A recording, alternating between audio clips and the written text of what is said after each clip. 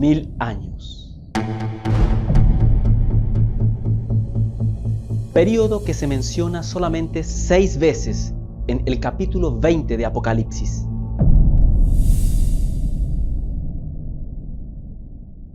La palabra milenio o milenario no existe en la Biblia, pero es el término como comúnmente se le denomina. 3 corrientes escatológicas existen sobre este tema: el premilenialismo, el postmilenialismo y el amilenialismo. Una explicación sencilla de estas posiciones la encontramos en el prefijo que acompaña a las palabras que alude a su forma de ver el milenio. El premilenialismo, prefijo pre, indica que el segundo advenimiento precederá a la era de los 1000 años. El postmilenialismo, prefijo pos, señala que la segunda venida de Cristo será posterior al milenio. El amilenialismo, prefijo a, significa que no habrá ningún período de historia terrena en el cual Cristo reinará como dirigente político. Los creyentes de estos postulados defienden con sinceridad su posición y algunos, para evitar controversia, han recurrido a la respuesta que diera un candidato a pastor ante la pregunta del comité: ¿qué punto de vista del milenio tiene usted? ¿Postmilenialista, amilenialista o premilenialista? Explique por qué. El candidato respondió: no tengo ninguno de esos puntos de vista. Los miembros del comité pensaron que habían mencionado todas las posibilidades y preguntaron: ¿cuál es su punto de vista? Respondió el candidato: soy un ceramilenialista, porque creo que lo que será, será. Aunque puede parecer jocoso este episodio, como cristianos que esperamos la segunda venida del Señor en gloria y majestad, debemos tener claro lo que creemos y poder probarlo a la luz de las Sagradas Escrituras.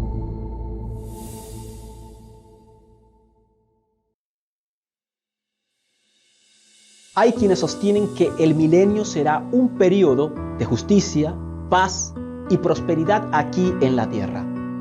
Llegan a esta conclusión mayormente aplicando a los 1000 años, ya sea literal o figuradamente, las profecías de la restauración del reino que fueron dadas al antiguo Israel en el Antiguo Testamento.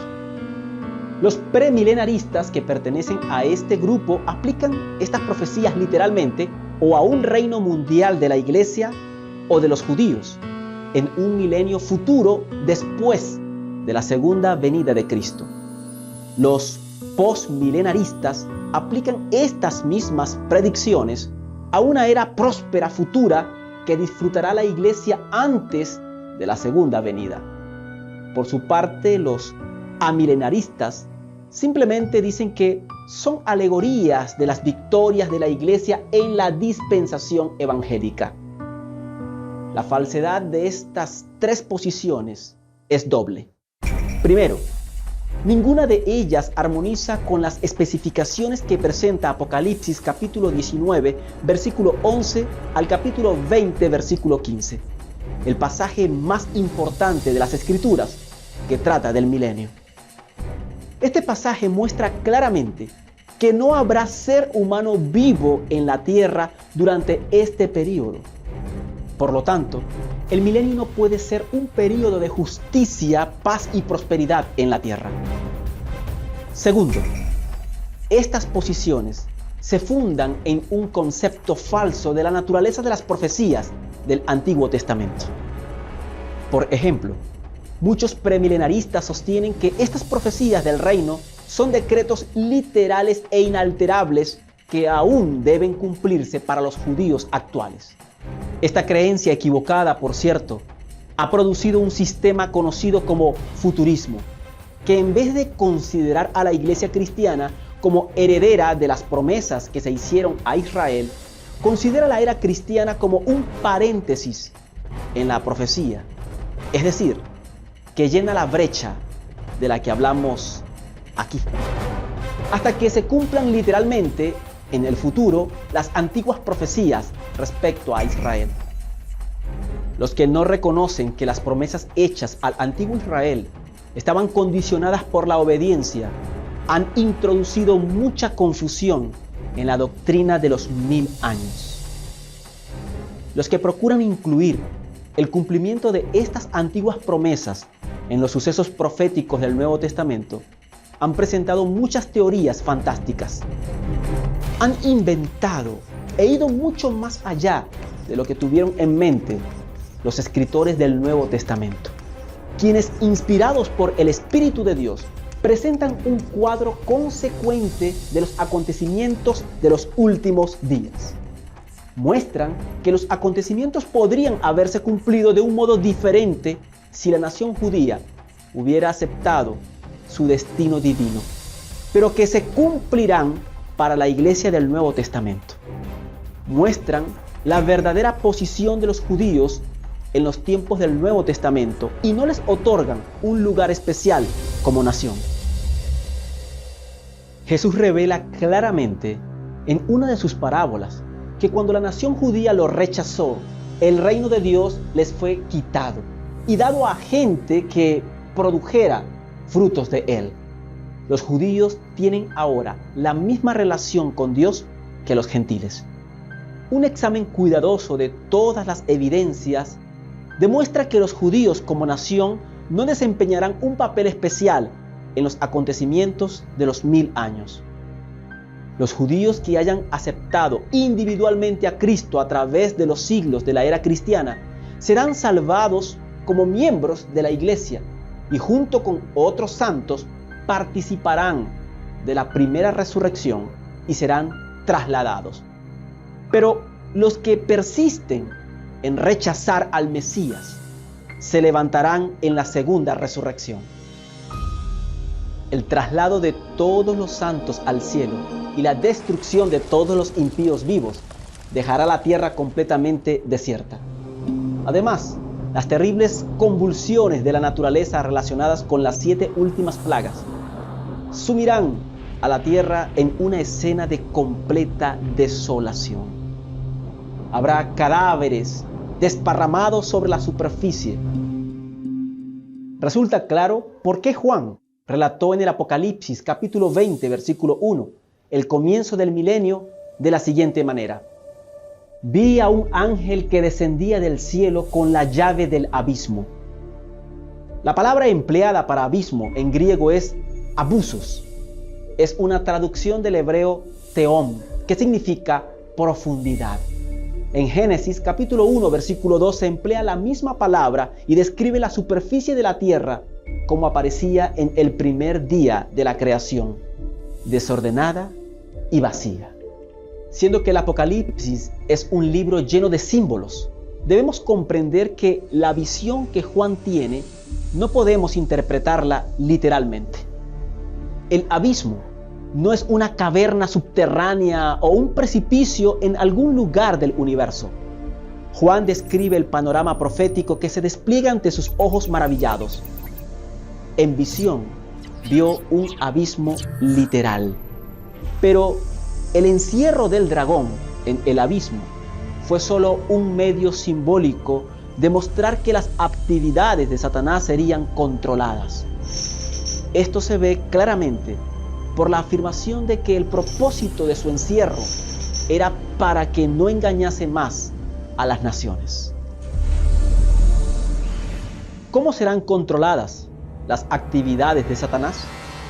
Pues se deduce fácilmente por el contexto de Apocalipsis capítulo 19, versículos 19 al 21, y por otros pasajes que muestran que la tierra será completamente despoblada, ya que todos los impíos serán destruidos cuando Cristo venga por segunda vez, y al mismo tiempo los justos serán arrebatados en las nubes para recibir al Señor en el aire. La expresión de Pablo muestra que Cristo no establecerá su reino en la tierra inmediatamente después de su segunda venida. Por eso es que lleva consigo a los santos al cielo. Su reino se establecerá cuando terminen los 1000 años, cuando descienda la nueva Jerusalén. Esta traslación de los santos al cielo en ocasión de la segunda venida de Cristo está implícita en el Evangelio según Juan capítulo 14, versículos 1 al 3. Jesús consuela a sus discípulos que están tristes por su pronta partida, diciéndoles que se va a la casa de su Padre a preparar moradas para ellos y que después volverá y los llevará para que estuvieran con Él. Las moradas están en la nueva Jerusalén, que no desciende a la tierra, sino hasta el fin de los 1000 años. Volviendo al punto inicial, Juan ve al ángel que desciende con la llave del abismo y una gran cadena en la mano, y prendió al dragón, la serpiente antigua, que es el diablo y Satanás, y lo ató por 1000 años. La llave representa autoridad. El descenso del ángel indica que el cielo controla y dirige todos los acontecimientos.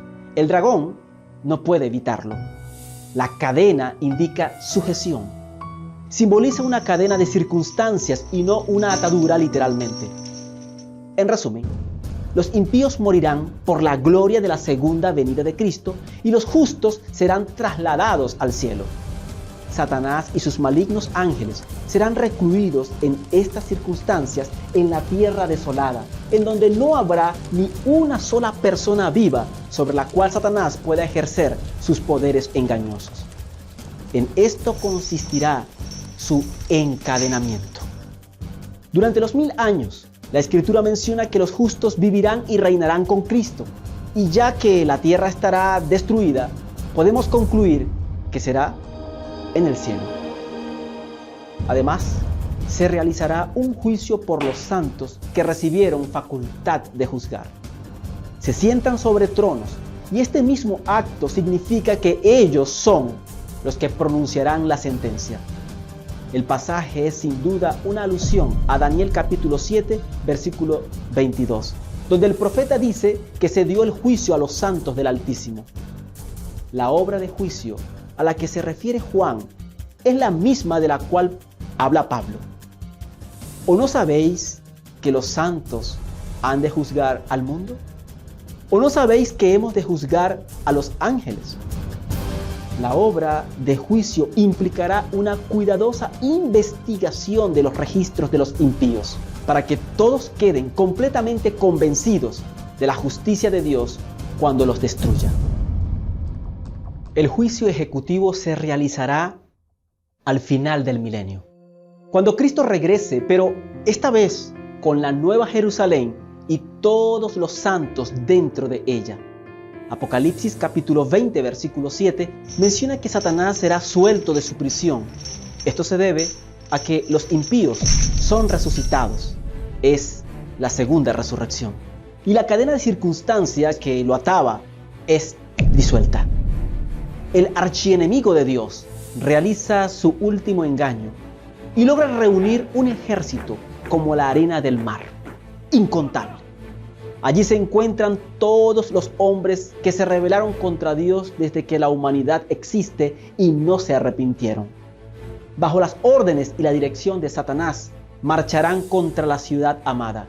Y es allí donde el Eterno dará la retribución a los que no se hallaron inscritos en el libro de la vida.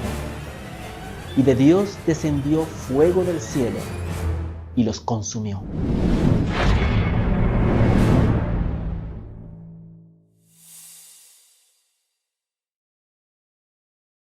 La narración de los capítulos 19 y 20 del Apocalipsis es continuada.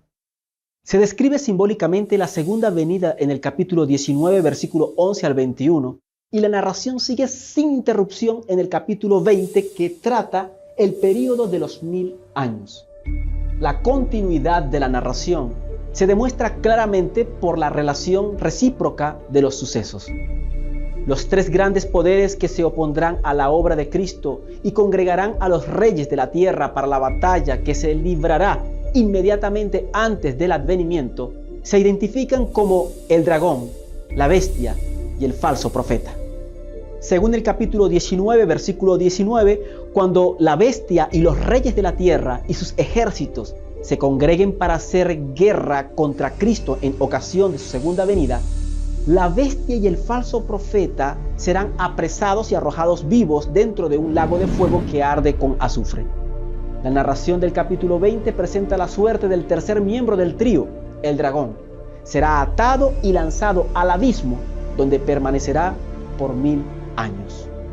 Cualquier definición o descripción del milenio debe basarse en el esquema de la doctrina del milenario que se expone en los capítulos 19 y 20, porque este es el único pasaje de la Escritura que trata directamente esta doctrina.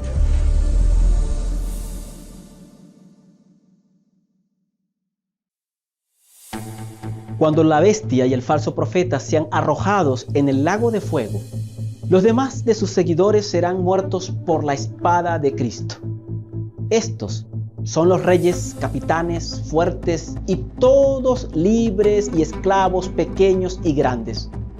Se menciona a estos mismos grupos en relación con el sexto sello, cuando procurarán esconderse del rostro del Cordero, porque los cielos se apartarán como un rollo que es envuelto, y todo monte será movido de su lugar y también las islas.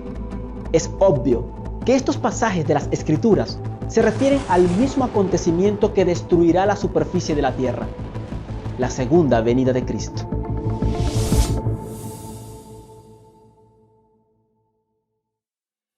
La Biblia presenta dos grandes resurrecciones, la de los justos y la de los injustos, separados por un periodo de 1000 años. No habrá una resurrección general. Algunos sostienen que Apocalipsis capítulo 20 versículo 4 solo describe a los mártires cristianos. Sin embargo, una comparación con otros pasajes muestra que todos los justos, incluso los santos del Antiguo Testamento y los justos vivos, revestidos de inmortalidad en ese momento, ascienden para estar con Cristo cuando Él venga por segunda vez. No hay fundamento válido en las Escrituras para separar a los bienaventurados y santos que han resistido la persecución de la bestia de los santos inmortales mencionados aquí. He aquí, yo vengo pronto, y mi galardón conmigo, para recompensar a cada uno según sea su obra. Los acontecimientos que hemos visto pronto se cumplirán. La Escritura nos recuerda que el diablo ha descendido a vosotros con gran ira, sabiendo que tiene poco tiempo. Pero su intención es hacernos creer que aún habrá oportunidad, que aún queda tiempo.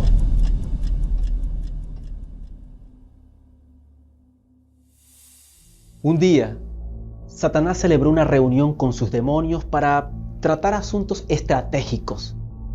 Estaban discutiendo cómo impedirles llegar al cielo a los seres humanos. Les diré que no hay Dios, dijo un demonio. Eso no funcionará jamás, respondió Satanás. La evidencia provista por la naturaleza, la Biblia, las profecías y las vidas transformadas es muy grande. Debes pensar en algo diferente. Les diré que no existe la verdad, dijo otro. Puede que engañes a algunos de esa manera, Satanás respondió. Pero las personas que razonan saben que así como existe la verdad científica, también ha de haber una verdad religiosa o moral. Piensa en otra cosa. Y un tercer demonio apareció con una brillante idea. Les diré que no hay apuro, que tienen todo el tiempo que necesitan para prepararse para la segunda venida de su Señor. ¿Y saben qué? Satanás estuvo de acuerdo. Sí. Diles que hay tiempo en abundancia. Diles que no hay urgencia, que posterguen su preparación personal, que se queden en su zona de confort, que esperen a que haya un mejor momento para tratar con sus predisposiciones internas. Diles que no necesitan prisas en cultivar una relación personal con Dios. Queridos amigos, la reunión es ficticia, pero la enseñanza es cierta. ¿Has escuchado alguna vez el susurro del malvado? Pero bendito es nuestro Dios que nos aconseja para que Satanás no gane ventaja alguna sobre nosotros, pues no ignoramos sus maquinaciones. Nuestra intención es prevenirte de los engaños del enemigo e invitarte a ser parte de ese grupo selecto que sostendrá en alto el estandarte del príncipe Emmanuel. Esto fue lo que nunca te dijeron.